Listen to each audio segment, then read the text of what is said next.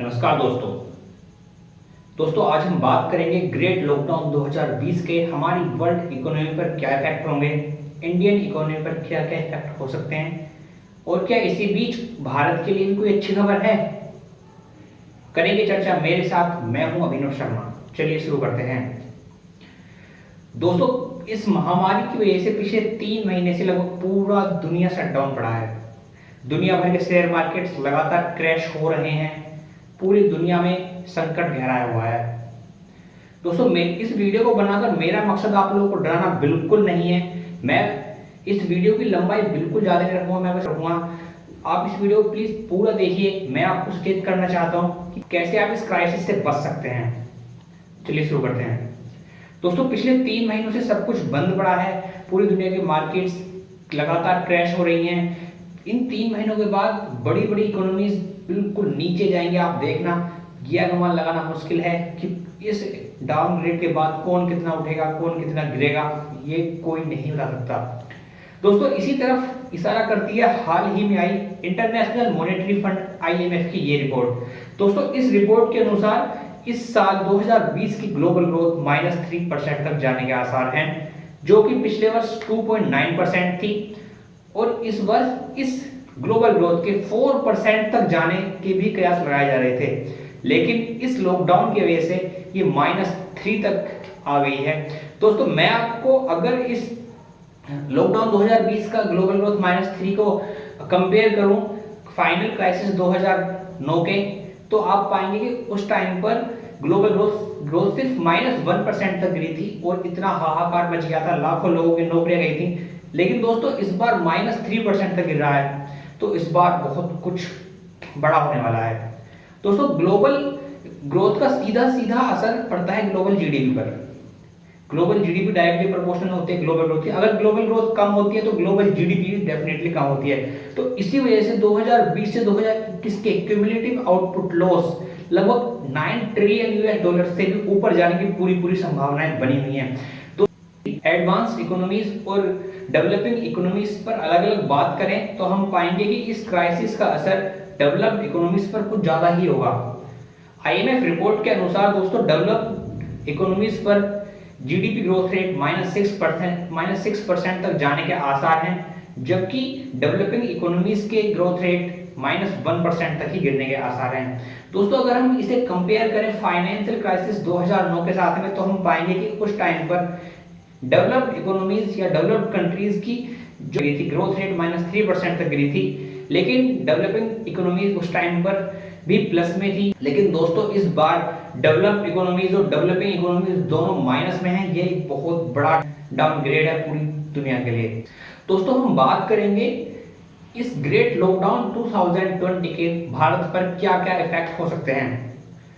दोस्तों, great lockdown 2020 लगने से पहले भारत की ग्रोथ रेट 6.5 to 6.8% तक आगे जा रही थी। लेकिन जब से ये ग्रेट डाउन लगा है और IMF की लेटेस्ट रिपोर्ट के अनुसार भारत की ग्रोथ रेट 1.9% तक जाएगी।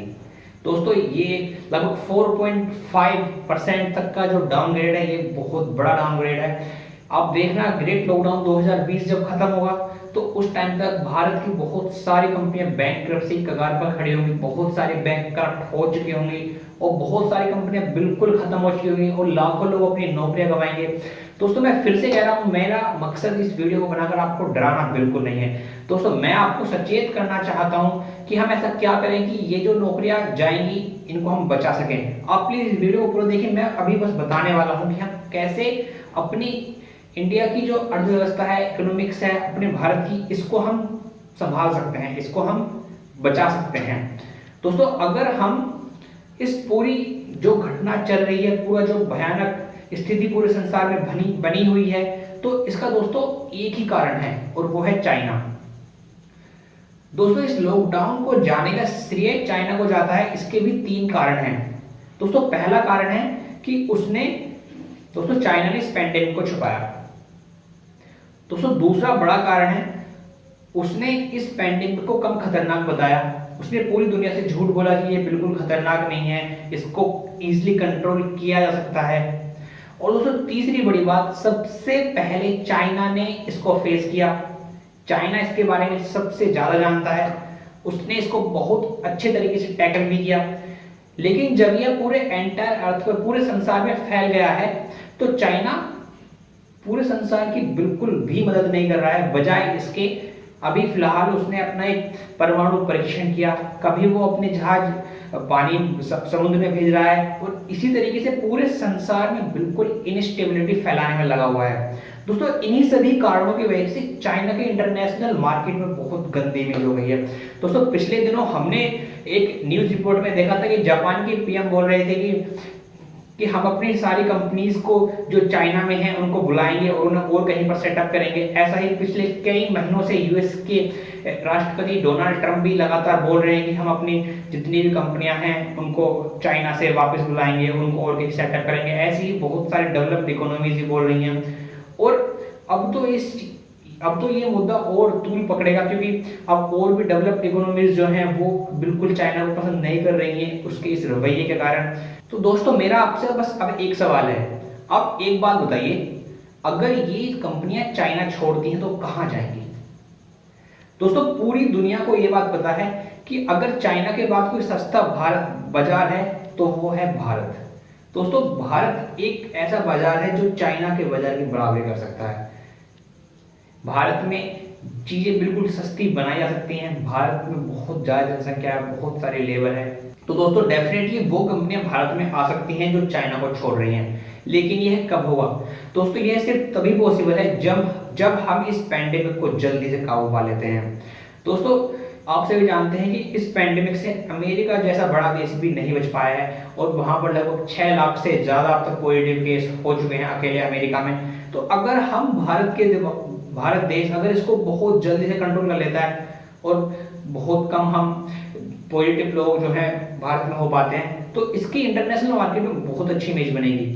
इसके साथ साथ अगर हम ऐसी जो इंडिया के रूल रेगुलेशंस हैं उनको फॉलो करते हैं, और ऐसा कोई भी न्यूज या ऐसी कोई भी चीज इंटरनेशनल मीडिया, इंटरनेशनल मार्केट में नहीं जाती है जिसकी वजह से पूरे भारत का नाम खराब होता है, तो भारत की बहुत अच्छी इमेज पूरे संसार के ऊपर बनकर आएगी। तो डेफिनेटली बहुत सारी कंपनियां हमारी तरफ आएंगी, और जितनी भी नौकरियां हम इस लॉकडाउन में गंवाएंगे, उससे कहीं ज्यादा नौकरियां हमारे पास आएंगी और हमारा बहुत फायदा होगा। दोस्तों, प्लीज आप इस वीडियो को शेयर कीजिए उन सभी लोगों के साथ जो बिल्कुल भी रूल रेगुलेशंस फॉलो नहीं कर रहे हैं लॉकडाउन के। उन्हें बताइए मैंने अपना काम कर दिया है, आप अपना भी काम करिए। इस वीडियो को शेयर कीजिए उन लोगों के साथ, और उन्हें बताइए कि कैसे वो सिर्फ अपनी ही जान जोखिम में नहीं डाल रहे हैं, वो पूरे भारत का भविष्य जोखिम में डाल रहे हैं। दोस्तों, आप भी इस बात को समझ लीजिए, अगर ये इस बार मौका हमारे हाथ से गया तो पता नहीं अगली बार कब आएगा। जितनी भी कंपनियां चाइना छोड़ेगी, ये और किसी देश जैसे पाकिस्तान, इंडोनेशिया, मलेशिया, जो हमारे आसपास की नेबरहुड कंट्रीज हैं, इनमें चली जाएंगे, और हमारा जो आसपास के जितने भी देश हैं हमसे ज्यादा ताकतवर हो जाएंगे, और हम वहीं के वहीं रह जाएंगे। तो दोस्तों, प्लीज आप इस वीडियो को ज्यादा से ज्यादा शेयर कीजिए, कमेंट कीजिए, लाइक कीजिए और इसे फैला दीजिए। Thank you.